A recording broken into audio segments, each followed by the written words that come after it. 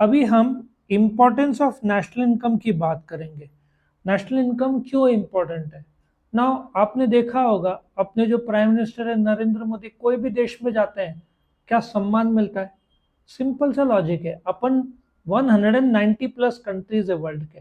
अपना जीडीपी जो आउटपुट है 350 लाख करोड़, वो चार है। और एक जोक बताओ, टाटा समूह अपना बैड लक की रतन टाटा एक्सपायर हो गए। टाटा सन्स जितना बेचता है ना, Tata group companies, GDP of Pakistan से ज्यादा अपना अकेला टाटा ग्रुप बेचता है। मतलब आज पाकिस्तान और टाटा इक्वल है। सोचो, मैंने तो अंबानी इसको काउंट नहीं किया। अंबानी इसको काउंट किया तो अंबानी, मुकेश अंबानी कार वार नहीं, पाकिस्तान को ही खरीद लेगा, इतना पैसा है उसके पास। मैंने तो सिर्फ टाटा सन्स का टर्नओवर जोड़ा है। तो सोचो कितना पावरफुल काउंट होता है नेशनल इनकम। और क्यों इतना सम्मान नरेंद्र मोदी को मिलता है, क्योंकि जो अपना, और ये जीडीपी लगातार बढ़ना ही है। सेमीकंडक्टर्स एक बार मैन्युफैक्चरिंग शुरू हो जाए फिर देखना क्या गजब का टर्नओवर इंडिया पाएगा। लेकिन ऐसा एक्चुअली क्यों नहीं होता कि मतलब कोई देश अगर लॉस में जा रहा है समझो, और कोई दूसरा बिजनेसमैन जिसके पास बहुत सारा पैसा बड़ा है, तो फिर वो अगर ये कर लेगा तो ले लेगा, तो किसको, देश को। मतलब उनका कर्जा बेसिकली ये कर देगा मैं एक जो सिंपल कंट्री। एग्जांपल देता हूँ। 2 साल से पाकिस्तान आईएमएफ से रिक्वेस्ट कर रहा है हमको $1 बिलियन, $2 बिलियन। $1 बिलियन कितना हुआ, 8,000 करोड़। दो, प्लीज दो, 2 साल से। भाई मुकेश अंबानी ने बेटे की शादी में 8,000 करोड़ खर्चा किया। वो तो उसके लिए शेंगदाना है। लेकिन धंधे में इमोशंस नहीं लाया जाता। क्लियर कट नहीं है। मतलब उनको हेल्प करने के लिए नहीं नहीं, वो अपने अंडर आ जाएगा फिर ऐसा। नहीं, मैं तेरे को बोलता हूँ क्या प्रॉब्लम होता है। 8,000 करोड़ मैंने दिया, 8,000 करोड़ मैंने दिया, मेरे अंडर आया। लेकिन वो कंट्री भी स्टेबल चाहिए। आज पैसा लेके वापस अलग कर दिया तो क्या होगा। लेकिन फिर उधर मैनेजमेंट भी अपना जाएगा ना, फिर गवर्नमेंट भी अपना जाएगा। नहीं, गवर्नमेंट कैसे जाएगा, फिर तो मेरा देश में कब्जा हो जाएगा। ये, इस पे मैं एक टॉपिक लूंगा, इस पे बहुत घंटे बोला जा सकता है, but keep it very short. Apple का ले लो। आइसलैंड को कुछ चाहिए था, आइसलैंड को इन्वेस्टमेंट चाहिए था, आइसलैंड या आयरलैंड जो है। तो उन्होंने अपना प्लान डाला, पैसा लगाया, उन्होंने सिर्फ 2% टैक्स लगाया। ठीक है। तो एप्पल ने करोड़ों कमाए। आज यूरोपियन देश उनसे, एप्पल से, वही देश करीबन 40,000 करोड़ का टैक्स मांग रहा है। प्रॉब्लम हो रही है। आज मैंने पैसा देके बचाया। अब एक सिंपल सी बात है, बोलते हैं ना कि once you support but after some months वो लोग डोमिनेशन में काम नहीं करेंगे। और यही हो रहा है सैमसंग इलेक्ट्रॉनिक्स में। दूसरा महीना है स्ट्राइक चल रहा है, रुका नहीं।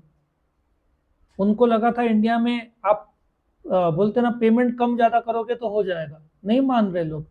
और ये होंडा में हुआ है, टोयोटा में हुआ है, मारुति में हुआ है। वर्कर्स लोग अपना हक मांगते हैं, तो क्या करें फिर। तो अभी ये जाने दो, बोइंग कंपनी, उसके भी वर्कर स्ट्राइक में। और उन्होंने, बोलते हैं ना, 10-20% लोग को हटाने का निर्णय लिया है। इसका मतलब उनके जो प्लेन्स है, डिलीवरी और डिले होगा।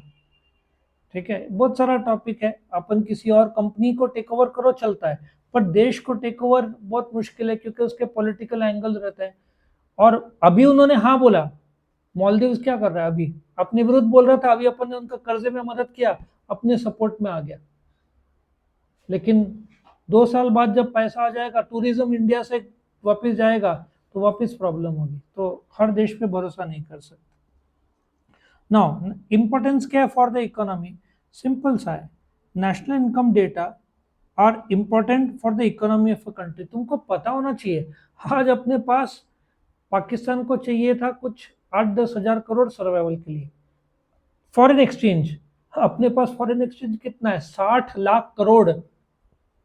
हम पाकिस्तान को जितना चाहिए उससे 1000 गुना अपने पास फॉरेन एक्सचेंज मौजूद है। अपन वर्ल्ड के टॉप 5 कंट्रीज है जिसके पास इतना ज्यादा फॉरेन एक्सचेंज है, राइट।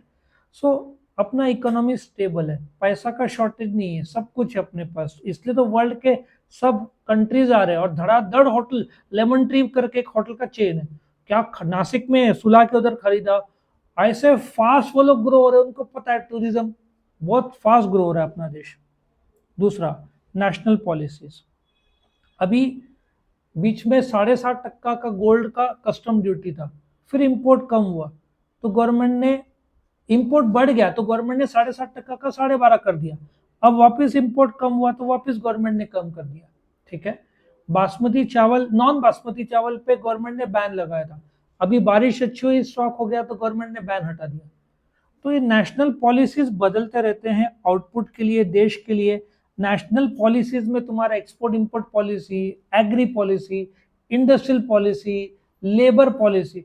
अच्छा, अभी लेबर पॉलिसी में जो 350-400 रुपये स्किल्ड वर्कर का था, 450-500, अभी वो बढ़ा के गवर्नमेंट ने 750।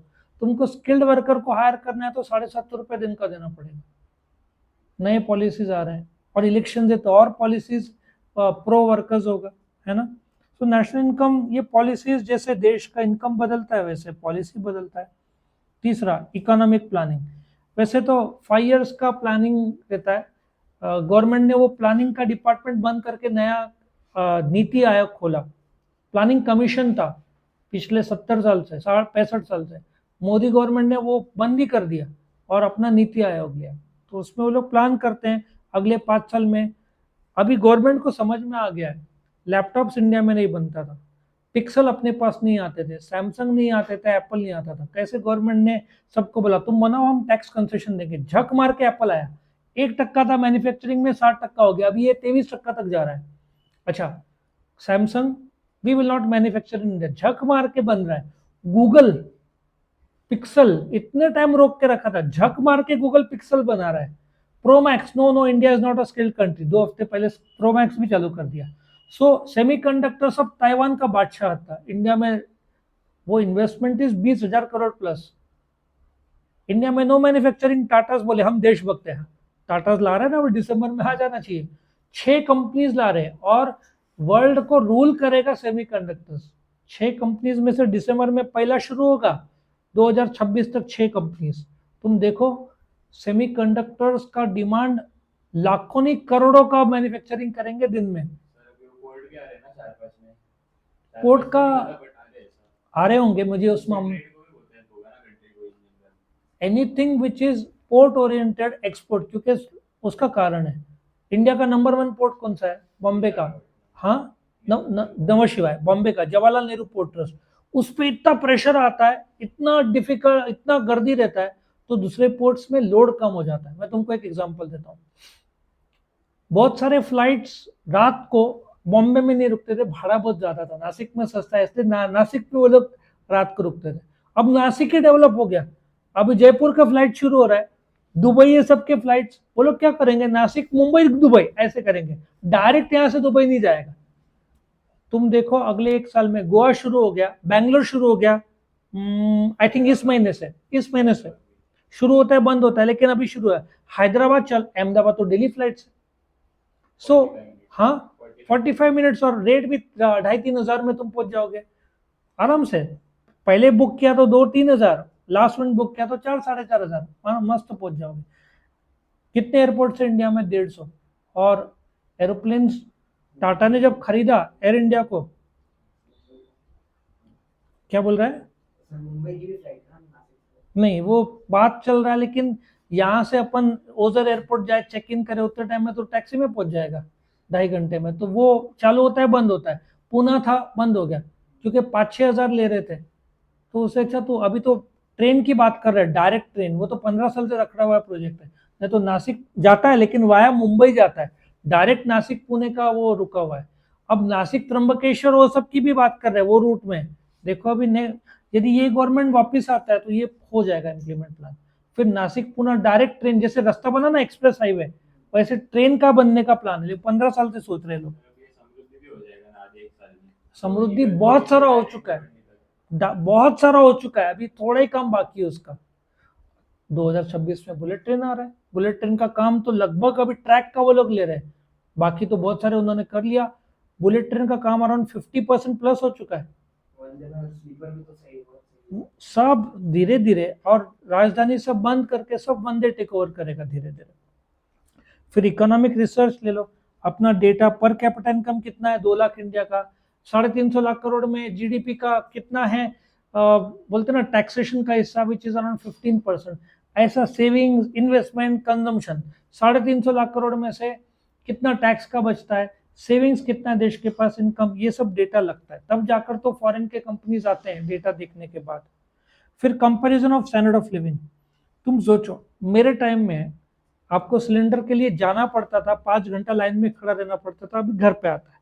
उसका नेक्स्ट स्टेज, अभी एमएनजीएल का घर पे ही पाइपलाइन आ गया, ठीक है, वो हो गया, घर पे हमारे एमएनजीएल आता है, सिलेंडर का लफड़ा ही नहीं। नेक्स्ट, इलेक्ट्रिसिटी बिल पे करने को हमको करीबन 1.5-2 घंटा लगता था, अभी आता है तुम ऑनलाइन पे करो। वैसे ही बीएसएनएल टेलीफोन का कनेक्शन सब ऑनलाइन, रिचार्ज ऑनलाइन। तो आपका स्टैंडर्ड ऑफ लिविंग बहुत ज़्यादा इंप्रूव हो गया है। पहले किराना शॉप्स लिमिटेड थे, किराना शॉप बढ़ गए, लेकिन अरे बहुत आलस आ रहा है, अभी आलस नहीं आता है। क्या खतरनाक इंस्टामार्ट, और वो 8 to 10 मिनट्स का डिलीवरी करते ही उतने टाइम में। एक जेप्टो आ गया, और एक और कोई तो है, हाँ, ब्लिंकिट आ गया, और रिलायंस भी एंटर करेगा, अभी बात आ रहा है। स्विगी इंस्टामार्ट मैंने 1-2 बार ऑर्डर किया, 8-10 मिनट में देते और फ्रेश देते। जेप्टो भी नासिक में शुरू हो गया, और ये लोग जो प्रॉमिस करते हैं 10 मिनट में, और मैंने नोट किया इनका क्वालिटी बहुत अच्छा रहता है, कचरा नहीं देते लोग, ठीक है। डिस्ट्रीब्यूशन ऑफ इनकम, और देश में रेंट वेज इंटरेस्ट प्रॉफिट कितना बढ़ रहा है, कितना रेंट का हिस्सा है, कितना वेज, पूरा पता लगाया जा सकता है। कोई भी वर्ल्ड का कंपनीज क्यों आ रहे हैं, इंडिया का पॉलिटिकल बहुत स्टेबल है, विद इन होते रहता है, बट बीजेपी जो है अभी रूलिंग, वो स्टेबल है पिछले 5-10 साल से, नंबर 1। नंबर 2, इन्वेस्टमेंट क्लाइमेट अच्छा है। साउथ इंडिया में 15 लाख इंजीनियरिंग स्टूडेंट्स है, मेजोरिटी साउथ इंडिया में। लेबर सस्ता है, चाइना में महंगा हो गया लेबर, तो लेबर सस्ता है, जगह है, सब आ रहे ना। टोयोटा जैसे कंपनी 20,000 करोड़ का औरंगाबाद में आ रहा है, उन्होंने 2026 में उनका ई व्हीकल का प्लांट वो लोग डाल रहे हैं, टाइप किया ना महाराष्ट्र गवर्नमेंट के साथ, उनको कितना एकड़ दिया, 900,000 का, 750-800 शायद, 20,000 करोड़ का निवेश कर रहे हो, टोयोटा अनडिस्प्यूटेड चलेगा। तो सब इन्वेस्टमेंट इंडिया में हो रहा है, यही कारण है अपना नेशनल इनकम और स्टेबिलिटी। पाकिस्तान से लोग जा रहे हैं और इंडिया में लोग आ रहे हैं, ये फर्क हो रहा है ना। तो यहाँ पे ये इंपॉर्टेंस खत्म होता है।